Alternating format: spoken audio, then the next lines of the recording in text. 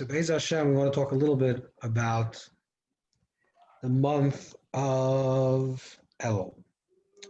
So the month of Elul, the way the Torah defines this month, in other words, the way the Torah calls this month Elul, Elul is eventually a name that was Olam Mibadal, that came to Klal Yisrael after the destruction of after when they went up to the second Beis Hamikdash. But originally the name is the 6th month of the year, but the Torah also defines it a different way. The Torah there's a pasuk that says that from the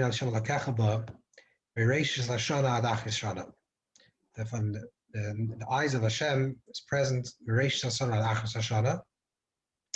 and this means that there's a revelation, that is a revelation, a new revelation that comes down to this world, that comes down every single year on Rosh Hashanah. So Mereish Hashanah would be the beginning of Tishrei, Chodesh Tishrei.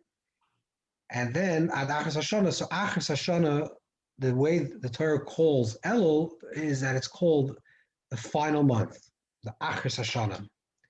And the Achris. Achris is also connected to the word, which is Achrayas. Achrayas, taking responsibility. And what is the Achas Hashanah? That everyone wants to start. There's an idea of Tichla Shana Kilasa, the end of the year, the end of the curse of the new year, and then there's the beginning of the new year. There's a new exhale, there's a new revealing, there's a new light that comes down to this world. The new year begins, there's a new ischachus, a new renewal comes down to this world. But in order for us to be properly ready for the new, it first needs to be a wrapping up of the old. In the Lashon, sometimes in the Lashon of Zohar, the Zohar uses a mashal for this, that says that there cannot be a gilgul of a new neshama coming out to this world before this first the burial of the previous. So which means that before this, something is this galgal, something moves to another direction, to another evolvement. And gilgul, which is like a form of reincarnation, is not necessarily in an afterlife, a next life, but gilgul is a next gilgul in a person's life, a new galgal. A new turning. Whenever there's a new turning in a person's life, there first has to be a closing up of the previous. So what is the idea of, and that's the idea of Elul. The Elul is the Achas Hashanah, where we take achrayas of the Shana. We take responsibility for the Shana that just passed. And we breathe it in, we take responsibility for it. There's a vart that it says that Reb Leibel Eger, once when he came back finally after many years, and he came back from Kotsk and he became a chassid, and he was a famous grandson of Rabbi Akiva Eger and Shlomo Eger. When he came to his father and they made up, his father asked him that you went to Kotsk, you became a chassid, was it worth it? So he told him, my father was very much worth it. And he said, in the Kotsk, I learned one of the things he told him. He said, I learned that there's a difference between a soul and an angel. I learned that a soul can even rise above an angel, and then I learned Bereshis Bar Lakim. I learned the pasuk Bereshis Bar Lakim.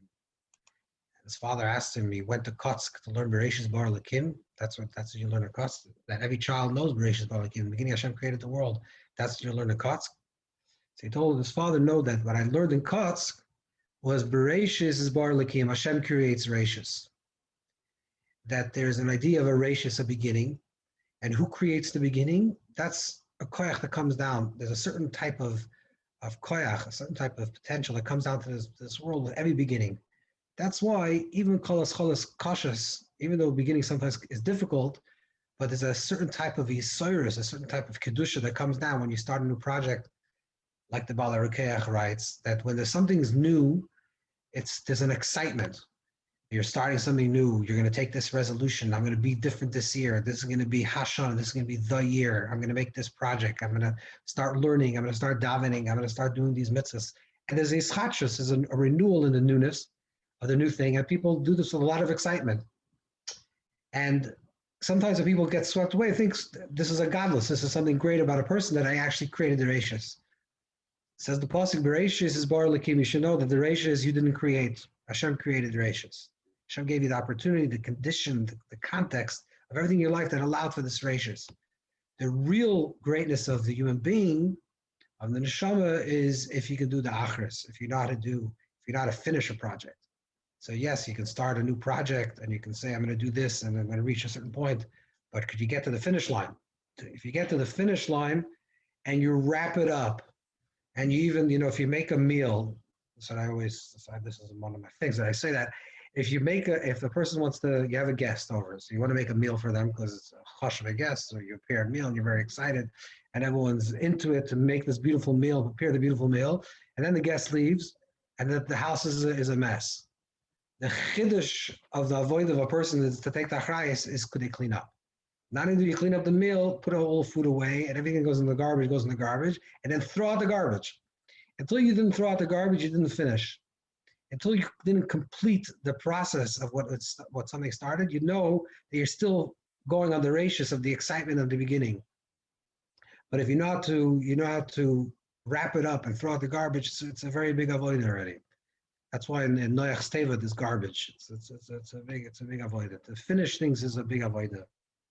So this is the achris. What is the achris? What is the end of the year? The end of the year is when you look back on the year. You look back at everything that happened throughout the year, and the different types of resolutions that you took in the beginning of Rosh Hashanah for the coming year that you were excited to take upon yourself. And then during the month of Elul, you do an inventory and you say, okay, now I'm going to see exactly what happened in these last 11 months of my life. What did I do? What did I wrap up? What did I start that didn't complete? What are the areas in my life that I can actually persevere and move forward and to take all those pratim, all the details, and to breathe them in. So in the month of Elul, there's a minig that's brought down in Torah b'shem the Pirkei de Belezer, based on the Pirkei de Belezer, that we blow the shofar. Some blow the shofar at the beginning, Moshe Elohim Yisroel, that Moshe Rabbeinu elevated, went up to the mountain on the last 40 days on Rosh Chodesh Elul. So there's one Indian of Rosh Chodesh Elul, which is that it's the achris, it's the end, but there's also Rosh Chodesh Elul is a Rosh Hashanah, that it also represents the beginning, and it's also the beginning towards the beginning of Rosh Hashanah itself. And one of the minhagim, one of the customs that we do every day of Elul, this is the common custom, is that we blow the shofar every day. So generally, the idea of the shofar on Rosh Hashanah represents, this is why principally Rosh Hashanah is a Yom Teruah. So the first thing in the morning that a person should technically do, before as Rosh Hashanah day begins, is they should blow the shofar. We don't do it. There's a Bavli and there's a Yerushalmi, but the bottom line, the reason why we don't do it is because there was a gzeira, that it was a difficult time to blow the shofar in the morning, and there was a gzeira. So Chacham said we're going to put it a little later in davening, so we're going to do it after Shachris. But the real idea is that the first outbreath of the coming of the year should be the sound of the shofar. So first is the coil of the new, the breath of the new year that's coming into this world. That Hashem be called shofar, we become like the instrument for Hashem's voice, of Hashem's sound, of the ischachas abriya, of the newness of the new year that's coming out to this world, is revealed through this in the shofar. And then throughout the day, what we do on Rosh Hashanah mostly is we do dibur, and that's why it's the idea of binyan malchus, the building of malchus, but it's connected specifically to dibur, and that's the reason why throughout Rosh Hashanah we speak divrei Torah, we daven a lot, we say a lot of words of Torah, we say Tillim, because the idea is that first is the coil, that the newness of the new year that's being presented is through the sound, and then from the coil it becomes dibur, becomes more articulated, and it's first dibur shel kedusha, words of holiness. So this is what the shofar is, but the shofar in Elul is a little bit different. The shofar in Elul is a little bit different because in the Shalach Kodesh writes that there is, if you listen to the sound of the shofar, you'll see that there's really a yud kei vav kei in the sound of the shofar. The yud is the mouth, the peh that touches the shofar. And kidu, according to the Kisvei Ari, it's very, and also pi halacha, it can be a chatzitza, even a hefsek, between the mouth and the shofar, which means that the mouth is very much connected to the shofar. So the mouth, the opening of the mouth represents the yud, and then there is the coil, the sound, the actual sound of the shofar is connected to the letter vav, like the vibration of the vav. and which is like coming through the shofar, it's coming through the hollow, the cholol of where the shofar is coming from. And then there's two hays, because every coil, every sound, the origin of the sound comes from hevel, comes from breath. So you have hevel, then you have coil, then you have dibur. First you have breath, then you have a sound, and then you use the five potentials of the mouth, and you articulate that particular sound, and it becomes words. So the hey is a ha, is behei nivra olam. The hey is the hevel, is the hevel elyon, and that represents the breath. And there's two states of the breath. Before you blow an exhale, just like in a human being, that before a person blows an exhale, there has to be first an inhale. That's a process, right? You inhale and then you exhale. You exhale and then you inhale. This is a constant flow of, that's the way a person breathes. So the one hay represents the inhale, where before you're about to blow, and one hay represents the exhale, or if you say it's after the vav, it's like the final breath that comes out after the vav. Now, if we translate that in terms of how it works in terms of the avodah, in terms of our spiritual work during the month of Elul, we say that in the month of Elul, it's the in-breath of the year. In Elul, we're breathing in everything that happened in the past year, and we're breathing everything. Everything means everything, and then it's washed out through our own tshuva, our own inner work that happens throughout the entire year, and then we can breathe out a new clean year on Rosh Hashanah. That's why in terms of the way the Baal Shem Tov, the structure of the Baal Shem Tov, of the three stages of everything, there's the Achna, and then there's the Havdalah, and then there's the Hamtaka. The Achna is the recognition of what is. The Havdalah is a separation from what is, to say, I may have done this thing, but it's not me. And Hamtaka is the reclaiming of those things and sweetening, which is doinus nasla kizachias, which is the transformation of negativity into positive. So the first step of Elul is the Achna, the recognition of what it is that I live this life. What is my year being? And an honest observation of my life, of what happened in the past 12 months, to breathe it in, to integrate it, to bring it into yourself and say, this is what I tried, this is what I wanted to do, this is what I aspire to do, and be honest about it and own it and take responsibility for it. This is part of tshuva. Not that the milk spilled, but I spilled the milk. So I take responsibility for my life and I breathe it in and I take it in. Then comes then when it finally comes the time for Rosh Hashanah, then you can exhale and be the instrument for that cosmic exhale that comes in and brings in a new year of bracha and shefa. So this is the avodah generally in the month of Elul. Specifically in the month of Elul, even though on one hand it's the wrapping up of everything in the past, so the gathering in of everything in the past. On the other hand, Elul is also an introduction to Rosh Hashanah. So Elul has both these elements. It's an Achris Hashanah, and it's also a Rosh Hashanah. It's a miniature form of Rosh Hashanah in the beginning of the new year. In terms of the beginning of the new year, one of also the Minhag Yisrael is to say L'Dav L'Shem Oiri, this Perek in Tehillim, which over there, if you look through the L'Dav L'Shem Oiri, David the Melech says, Hashem. The one thing I ask is Shifti Veis Hashem Kol Yimei Chayei. The one thing that I ask is I should sit in Hashem's presence. And then he goes on and says a bunch of different things. But the oimik of that is the one thing that he really asks is that the understanding that this month, and we tie this period, this time period, this capital film, Oiri V'Yishi Kibisukas, that represents all the Yom Tovim, because during the month of Elul is also the time of the Yetziras Havlad, that there's the Aboyer Koydem Yetziras Havlad.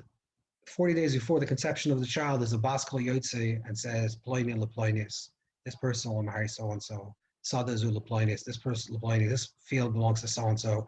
Which means that at the moment of conception, that's 40 days before the formation of a child, because it takes 40 days. 40 days is Mayim Ba'alma. For the first 40 days, the child is the fetus is sort of considered like a water. It's a process of being transformed.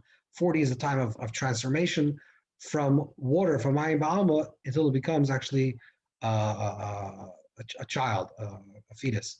So the Aboyin Yom Koydem Yetziras Havlad is the moment of conception. The moment of conception already begins in Tu B'Av. Tu B'Av is 40 days before the 25th day of Elul, which is the beginning of creation. And that's when it's Hukar Ubar. That's when the baby is showing, the stomach, the mother is showing the stomach. That's Hayom Hara Soilim. That's the day that the world is pregnant, which is the Hiroyan, that the world is already pregnant. And the birth, in terms of Klal Yisrael, which is the Pnimius Oilimus, in eternal world, the birth of Klal Yisrael happens 7 months later, which is 9 months later, which is during Chodesh Nisan, which is the when things are birthed. There's the revealing. There's everything that's in a state of impregnation during the winter months, like that Ari says, becomes eventually revealed during the summer months. So the Leda, the birth actually happens in Nisan. The Hiroyan, the pregnancy begins to show. The Hukar Uber begins on Rosh Hashanah. But the Yitzir Savlad, the formation of the child, is during this time period. Now, what is it relevant to us? What is it? How is it relevant to us? What we're saying is that when we think about ourselves, there's many different ways to think about ourselves. There's ways to think about ourselves in terms of our pratim, our details. You know, I do this, I do that. I'm a husband, I'm a wife, I'm a father, I'm a mother, I'm a child. This is my occupation. This is what I do for myself. I have a right hand, a left hand. I have feelings. There's a lot of different details of a person's life. But then there's the achashalti. The achashalti is what is the surah of the person? What do you really want about it in life? What's the overarching theme that you want to exist? So yes, you're going to be a good father and a good mother and a good brother and a good sister and a good child and these are all details because you have the achas. In the formation of the child, we're trying to say what is the nakuda, what is the point of my life? What is the theme of my life? And this is what David Melech says, Achashalti meis Hashem. Of course, I need many things in my life. I need health. I need good relationships. I need financial support. I need all these technical things in my life. These are true. But what's the achashalti? The achashalti, what is the one thing that I really want? Is shifted beis Hashem kol yimei chayei. I want to feel that my life is being lived in the presence of Hashem. So when we talk about the tzura savlad, the formation of the child, that Elul is a time when we are being formed, because it's going to be, Rosh Hashanah is going to be our birthday and our Hiroyan and our birthday. So when we talk about that, the birth of self, the self of who we are as human beings, who we are as Jews in this world, what does it mean to be in this world? We have to ask ourselves, what is the achashalti? What is the main objective of my life? And of course, the answer has to be in a very deep level, is shifted beis Hashem kol yimei chayei. That's going to be the level. I want to live my life in the presence of Hashem. I want to live my life to be Mekadosh Shemayim, to sanctify Hashem's name. So because of that, all the details that I need, all the details will be revealed to me in a way that's going to be consistent with that. So if you live with this the achashalti, the overarching thematic understanding of what's the thing that I want from my life, if you live with the achashalti, then it's never a conflict. It's never a conflict. Sometimes people feel like, I would like to do this, because that's what my passions are, but really I have responsibilities to do this. So there seems to be a conflict between responsibility and passion. But that's only if you're coming from your ego perspective, that this is what I want in this world, and this is how I become something in this world. But if you say, I'm here because I'm here to serve Hashem, I'm here to bring Hashem's presence in this world. So whatever life demands of me at this time, that's what Hashem wants from me. If I have to take my responsibility over my passion, that's my obligation. And if I have to do my passion over my responsibility, or at different times, that's my obligation. That's my spiritual obligation. That's my reason for being. This is the idea of accepting the Olmach Shemayim, the idea of accepting the yoke of heaven. The idea of accepting the yoke of heaven is not something fearful. It's something empowering. It's recognizing that Hashem gave you talents. Hashem created you in a certain way, and you're a certain way to be, and you have to be that in all ways. And whatever the situation is, you have to be yourself in those forms, and to express that. This is the month of Elul, the achashalti, the tzira savlad, the formation of the child. Thinking about ourselves, of who we are in our deeper essence. This is why, on another level, this is why Elul is connected specifically to Psula, to Virgo, the idea of purity. We're saying, or it's connected to the letter Yud, which represents like the Nakuda, the Nakuda Satoiv, the point of the goodness. It's saying that who we are in our essence, who we truly are, this is who we are. We're really we're the Achashalti, we're the ones that want to be the Yud, that want to be the Psula. This is who we really are. We want to be shifted Veis Hashem Kol Yimei Chai. I want to be the person that's living in Hashem's presence. That's why I want to be. And in a more oimik level, in a more deeper level, this is also the idea of the way we relate to all of life's challenges. You know, this week's parsha, this idea of Kiseitz Muchama Alevecha, that there's an idea of when a person goes to war, Kiseitz Muchama Alevecha, and the Risa Shivya, and then there's a whole story we fast Torah, and the Torah tells us that the woman will cry Yerech Yomim, and Chazal say that this Yerech Yomim corresponds to the 30 days of Elul, so it corresponds to this time period. And what does the pasuk say? When a person goes to war, when you will go out to war, Alevecha, it doesn't say Imoivecha. Imoivecha means against your enemies. Alevecha means you go to war and you're above your enemy. What does it mean? That there's two ways how you can relate to things, to the challenges of life.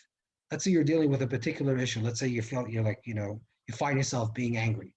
And you know that anger is not a good thing. And you know all the Maimar Chazal, how anger is a terrible thing. And you know for yourself, you know in terms of your relationships, you know in terms of how other people react to you, you know that anger is a terrible thing. And you find yourself angry. So one way is to fight with it. To fight with your anger, with your enemy. And you say to yourself, you know, how could you be angry, and you get upset at yourself, you know, I know better, I should do this differently, and you try to push it aside, and you try to ignore it, and you try to fight with it. This is one way how you deal with life challenges. This is the idea of kol misavik menu mistavik moisei. If you're wrestling with a person that's muddy, you become muddied as well.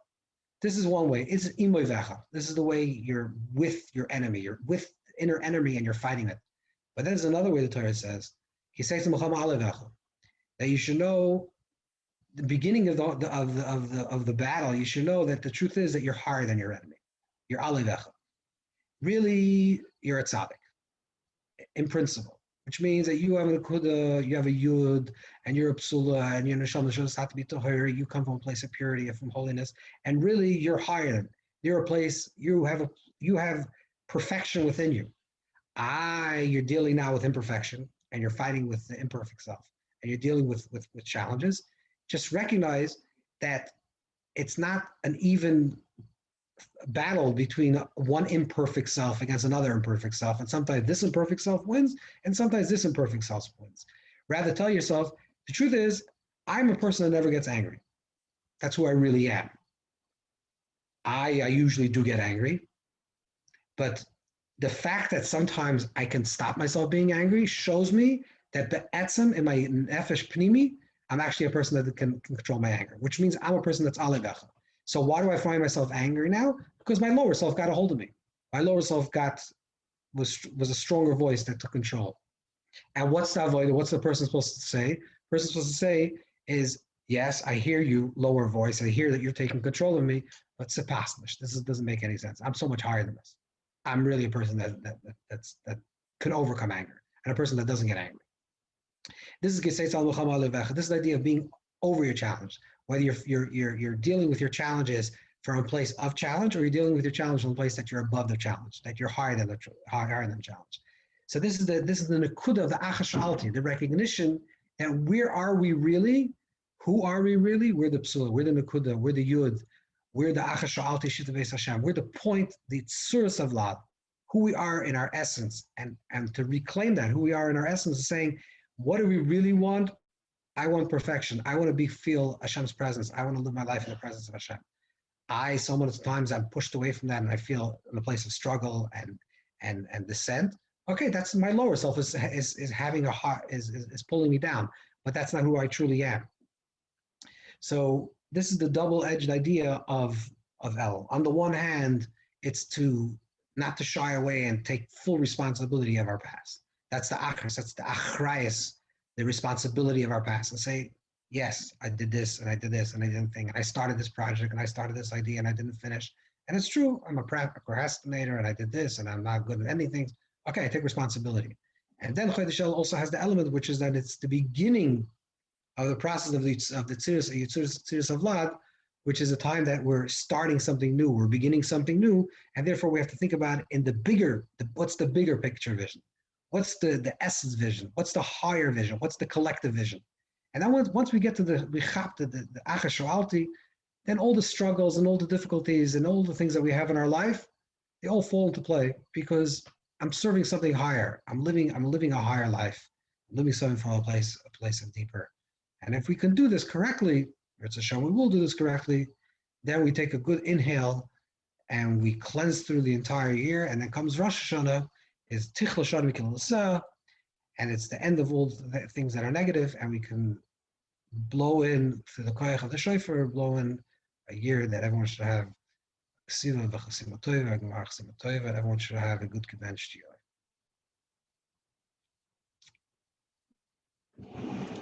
So if anyone wants to ask questions, you'll just you can type it into the we'll type it into Shlomo, and we'll try to answer the questions. So I have a question. The Mishnah tells us that the New Year of Kings is the 1st of Nisan. Yeah. It discusses a scenario of two kings, where you have a king who finished an Adar, like the 29th of Adar, let's say and so then the new king sits on the throne on the last day of Adar, and then on Rosh Nisan. So in that scenario, you have a king who has a whole year of time that's encapsulated, at least midarabanan, in one day. But midaraisa, they're machmer that you need at least 30 days for that king of the previous year to have sat on the throne in 1 year to be considered a full year. So could it be said that there's a connection to Elul being like almost like a month, where it's almost like a year? It's almost like a cleanup of the whole entire year. It's a powerful month. Definitely, there's in Chazal a month could be a year. Sometimes the Gemara uses a month as a reference to year, but there's also an idea from the Rebbe Hayatz that he says that he actually it's brought down in many sources that the last 12 days of Elul correspond to the 12 days from Chayel, for the birthday of the Baal Shem, corresponds to an Alter Rebbe, so it corresponds to the 12 months of the year. So every day you should do a cheshbon nefesh of that. So on the first day you do of Nisan, the second day you do of Iyar, an entire year. But it's definitely the idea. The idea is that this month encapsulates the entire year, and every day has a tremendous power because it's klolistic days. These are when there's the Tziris of Vlad, the creation of a child. Things are much. There's a lot more developments happening when the child is being formed than once the child is being born. Of course, a lot of things also happen after that, but the most activity that happens in the human being in order to create the human is in the beginning, the infancy of life. And Elul is like the infancy of life, when there's the formation of the child. Any questions? Oh, amazing. Let's see. Yeah. New question came in. Yeah. What's the shadow? How do we check in around our reasons for being in each phase of our life to know where we are and what to listen to if we feel that there are different aspects of life that are pulling at each other? As the Rav gave an example, the pulling responsibilities and passions, etc., etc. Right. No, so that's in the good. We have to decide why we're living. We have to answer the big question. What's the tachlis hachayim for me? Not the details. Not to be a musician, to be a writer, to be a dancer. I'm not talking. That's details. What's the tachlis hachayim? What do I want?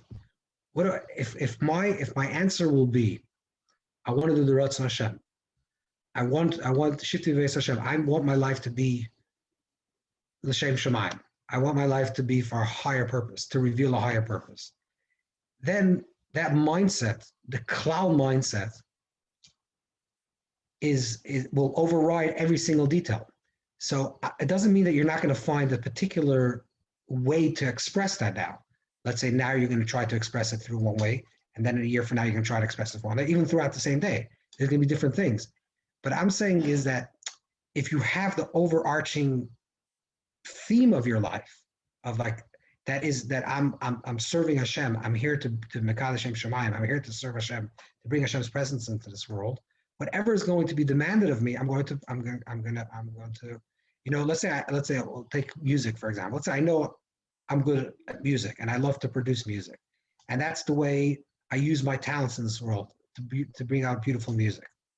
Okay, but I'm also a husband or a wife or a father or a son. And because of that, I also have certain responsibilities. I should not feel that that's a contradiction to the other one. Okay, part of being me as me is that I'm also a son, a father, a mother, a sister, brother. And part of me is that I'm a musician. And they're not in conflict with each other. Now, how do you make exactly the time for what? That's already a cheshbon you have to make. But one should not feel like I'm taking away from what I really want to be doing to doing something that I don't want to really be doing. If this is who you are, part of your whole story includes these elements. So what's the litmus test for something that should be disposed of, that should be let go of? What's Shaila? The what? I think the end of the question was really like, how does one sense when to let go of something? Like what's the test for letting go? And what you answered, how to know when to include. How do you know what to let go of? It's a complicated shaila. I have to know what to let go of and what to let include. But obviously, we're talking about in a way that it's not laid out in the Shulchan Aruch. Like you can't figure out from clear. But there's the Kedushas Levi speaks about this idea of making a choice of doing something and feeling how it resonates. Like if I say, I think there's a certain thing that I'm doing in my life that I think it's time for me to let go of it. It's no longer serving its purpose. Make that choice for yes or for no and see how you feel. Now, of course, you have to be sensitive and make sure you're doing the right mood and maybe say the first, the whole till and whatever you have to do to get into the right place. Maybe after davening, there's an idea that's brought down by tzaddikim that to make decisions after Yom Kippur, because that's like the purest place that you could be. Possibly, some people fight to get food. That's a whole other sugya, but possibly that at the end of Yom Kippur, you're like in your most pristine state. So in your most pristine state, and you know that you did the most possible you could do for the level of truth that you have to reach, and you make a split decision for yes and for no, and see if you experience moichin de gadlus, you feel like expanded mind after that decision, or then that's the right decision, whatever it is, to pursue it or to let go, or somehow it creates a moichin, it creates a kivutz, it creates like a certain constriction, moichin de gadlus, then you know that the decision was wrong. So this is only relevant in a situation where you really cannot figure out the pros and the cons, and you don't have someone to talk it through with someone, and there's no one gives you good advice, and obviously you exhausted all possibilities of figuring out whether this is something that you should still hold on to and let go. If you exhausted all possibilities, this could be another solution. This could be another way to do this. Amazing. I think that's all the questions for now. Thank you everyone for joining. And in Yirtzeh Hashem, we'll try to schedule one for next month. Okay. My pleasure, everybody.